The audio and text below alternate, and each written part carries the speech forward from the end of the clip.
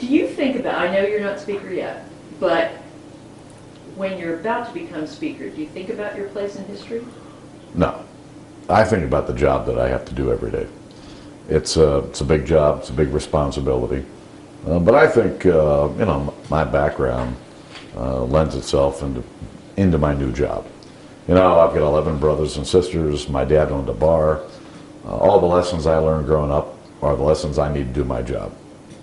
Grew up in a big family. You have to learn to get along with each other, get things done together, get things done as a family. You grew up around a bar. I mopped floors, I did dishes, waited tables, tended bar. And you have to learn to deal with every character that walks in the door. Trust me, I need all the skills I learned growing up to do my job. I read that some of your siblings said that you were almost like a second parent. Is that where you learned to manage parents, people? well, they were laid back, the most patient people that you've ever met. And somewhere along the way, I was in high school, I guess, I became kind of a neat freak. Only have 14 people living in a small house. That's kind of hard. It's real hard. So somebody had to take charge, and I don't know, it was me.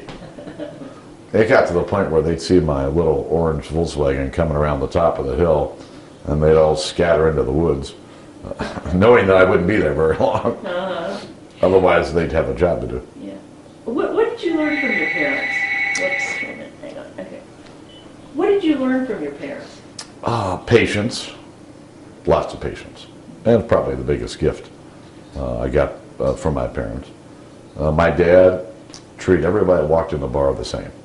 Didn't make any difference what color they were, whether they were a CEO or a laborer, everybody got treated the same. And somewhere along the way I realized I must have adopted this from my father.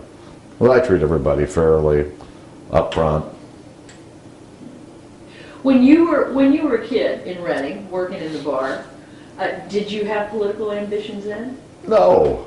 Heavens, we were Democrats. We were Catholic, John Kennedy Democrats. And, it really wasn't until the 70s I started moving away from the Democrat Party and realized in the mid to late 70s that I wasn't a Democrat, I was a Republican. And a big believer in Ronald Reagan. All this occurring while I was starting a small business and growing a small business. What was the biggest influence in turning you into a Republican? I think Ronald Reagan finally was the guy who pushed me over the edge. I thought his message was right.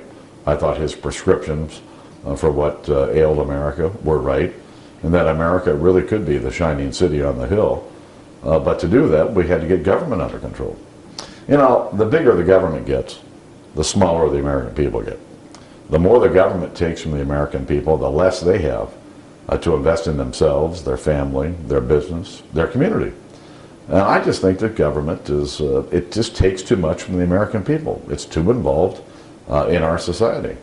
And that if we had a smaller, less costly, and more accountable government in Washington, D.C., it would allow the private sector to flourish, create jobs, and create opportunities for our kids and grandkids.